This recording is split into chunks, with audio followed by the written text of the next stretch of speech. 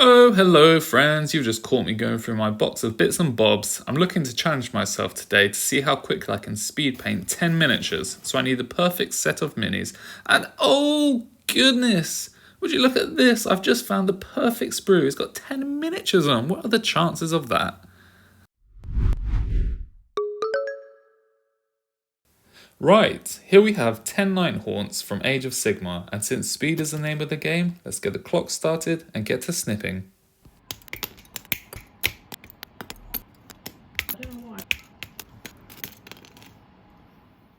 With our snipping done, I just need to get all the pieces sorted and find those that match up. And this would have been a lot easier if I'd had the foresight to retain the instructions. Oh well. Also, these minis are supposed to be easy fit, but fitting them together felt about as easy as fitting an entire grapefruit up my nostril. Again. But anyway, I managed to get them all together and was left with this piece. Where's this come from? What is it? Is there a missing piece? I was looking all over the place trying to see if there's a counterpart for it, but I can't find anything. Must have just been an alternate piece. Anyway, moving on. Now the minis are all built before I realise I have no bases here for them. So I go for another dig back through my stuff, and while I'm here, I take the moment to show you one of my favourite minis. Ooh, very nice. I then give the minis a quick clean up with a hobby knife to neaten up any rough bits that were attached to the sprue, and then have a laugh to myself because this guy looks like a little bunch of grated cheese. A lot of these minis have big old gaps in them, so I'm going to have to fix that with some sprue glue. I add a few drops of this lovely grey matter into the gaps and spread it out gently. I give the worst gaps a few treatments until they're filled adequately, and then scrape off any excess parts with my knife again. Finally, I take an old brush and I put a fresh plastic cement and then brush on a very small amount of this over the filled and scraped sections to smooth them out. Now they're ready for priming.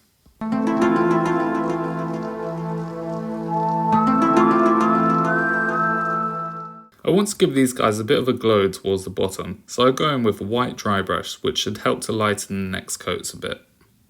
I concentrate this towards the bottom portions of the lower auxiliary robe and paint this on in an indiscriminate amount until I'm feeling all hot and satisfied. And while I'm at it, I figure I might as well try to darken down the top sections also. So I try something I've never done before and add in some Nuln Oil around the top portions of the lower auxiliary robes. And I'm not sure if this is actually going to work how I imagine, but we'll soon find out. Also, I'm calling these lower sections of robe auxiliary robes, like it's some reservist secondary backup robe. I have no idea what I'm talking about. Next, while my little Nulny oil bits are drying off, I quickly add in the undercoat of black for the metallic sections. This goes on all the weapons, chains and other random metallic objects. But I go with a green undercoat for this fella as I want to add an antiquated gold look to his staff and chain. That's very fancy. That's a fancy word for old.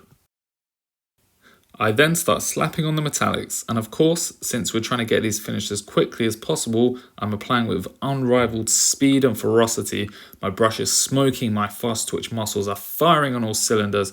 I'm being really quick.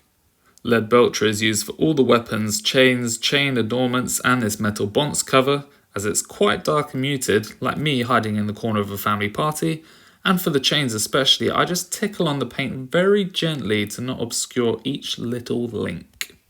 And for the big boy here, I'll use Gold Leaf from Tamiya. I was looking all over for this paint, then realised I was already using it as a painting handle. Then I realised I couldn't even open it.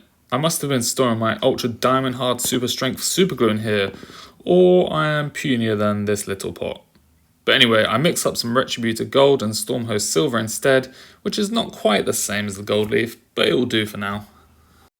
Now I'll hit the shawly robe thing they're wearing. I use a Necromancer cloak paint from Army Painter for this, as it's quite a nice dark colour without being a solid black, which can look a bit off on clothing.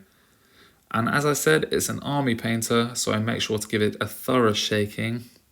A thorough shaking.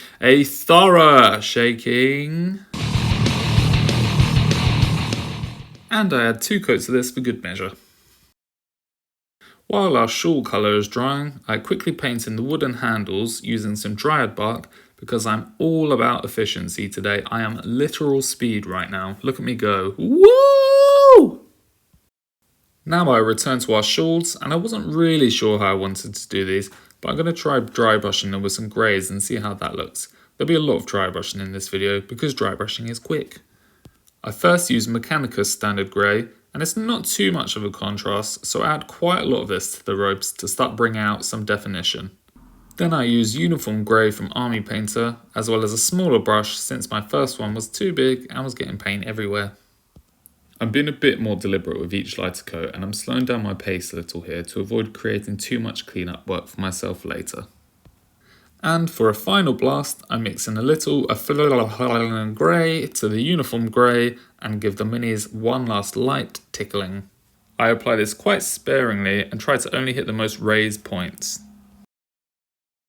And I don't really like it. The shawl's gone a bit too light, I think, so I go back in and I use some Nuln oil to reinforce some of that darkness. I apply it in the creases of the robes and also use it as a bit of glaze in some places which are too light. Once that's dried, we come back for a second inspection, and yeah, it's looking pretty good to me now, I'd say. The Nuln oil has brought back a good level of darkness and grunge, much like my teenage years. While I've got one wash out, it would be rude to not whip out another, so I whip out another wash, and I'm applying quite a lot of it to our metallic pieces. I want them to look all old, gnarly and rusty, so I use some strong tone first, then I come back once this is dry with some more Nuln oil, and I do the weapons, then the chains, and any other shiny bits which need to be more unshiny. I like to add these two washes together when I'm whipping up some old busted up metallics, as they're fused together through some scientific double team Yu-Gi-Oh polymerization effect to look all old and stuff. I've had second thoughts about this keyring, and I think it's going to look better in Lead Belcher, so I give that a quick once over, then carry on with my strong tone all over the metallics on my big old boy, and I add some Nuln oil around the top of the candle star thing to simulate some kind of soot build-up from the candles. And as a last touch, I go in and add a little bit of Nuln oil to the underside of the wooden handles, as this might add a bit more contrast or something, maybe. Now that our washes are dry, I want to make these weapons look like they've been rusting away in an old tomb, so the dry rust from Army Painter is making a special guest appearance. I use an old brush to stipple this on, and I try to avoid any patterns or uniformity which will make it look unnatural. I give all the metallic pieces a quick coating, and then once this first coat is dried, I come back to add further rust to any spots which look like they might need a bit of extra love. And finally, I come back in with my strong tone to darken down any areas I've applied too much rust and to reinforce the different shapes by adding in some gnarly shadows. Now, I have two paints in mind for our little bony bits. I want to try some necrotic flesh and some used shabty bone, then see which I prefer. So I'll paint up one mini in each colour quickly and compare them.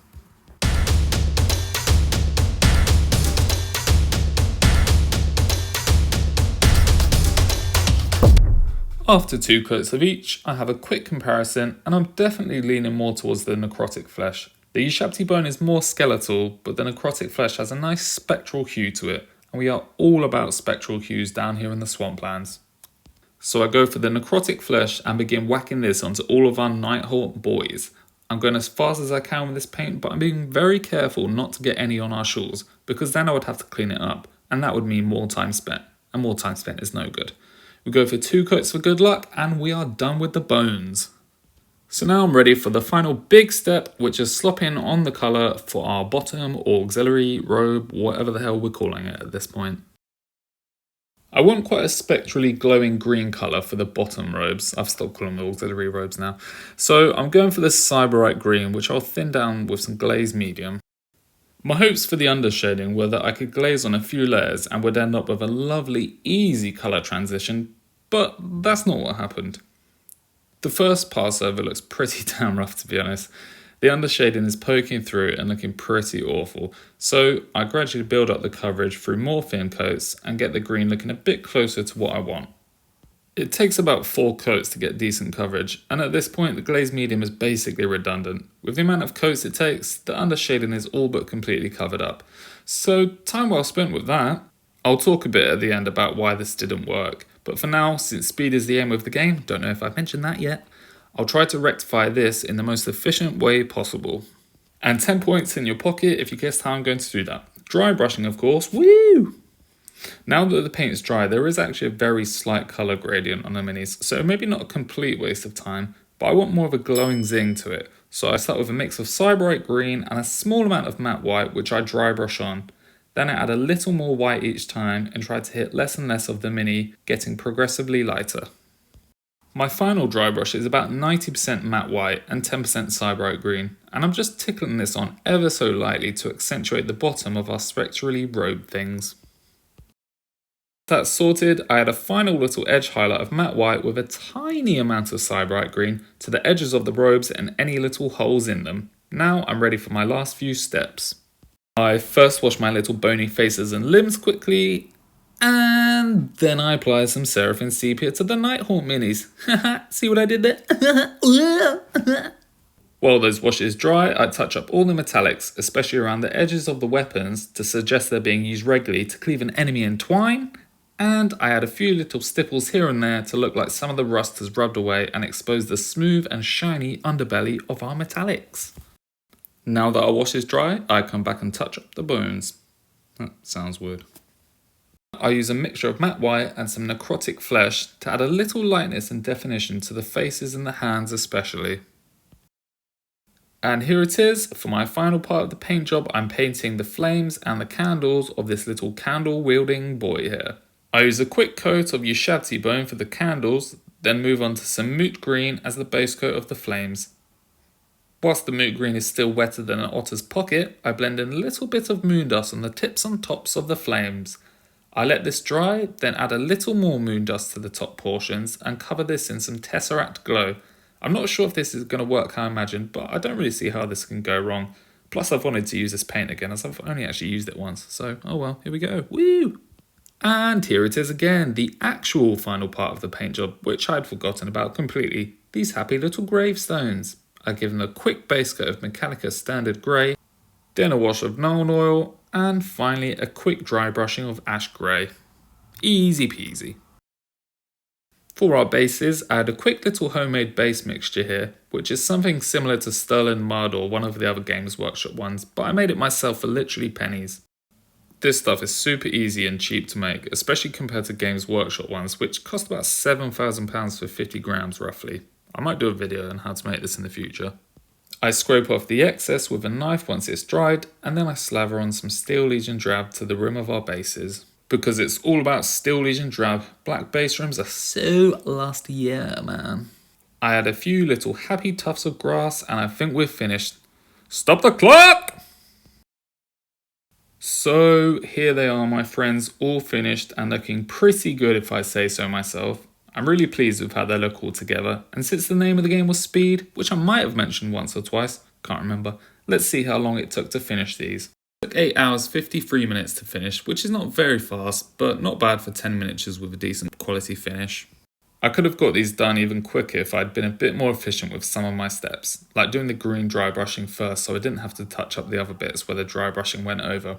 But I'm really pleased with the results for a relatively short time investment. One thing I would like to mention is the undershading. If I wanted to glaze on my colour and get a nice smooth transition, I should have used a colour closer to Cyberite green, like a nice dark green for the upper shading portion.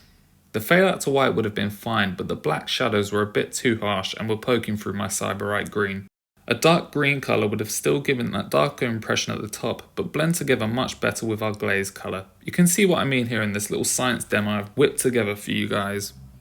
Anyway, all in all, this was a really enjoyable experience, and I'm really pleased with how these guys look. Lessons have been learned, and I will become a better painter from them. Thank you for watching. That's a little clue about my next video. It's going to be about a tank.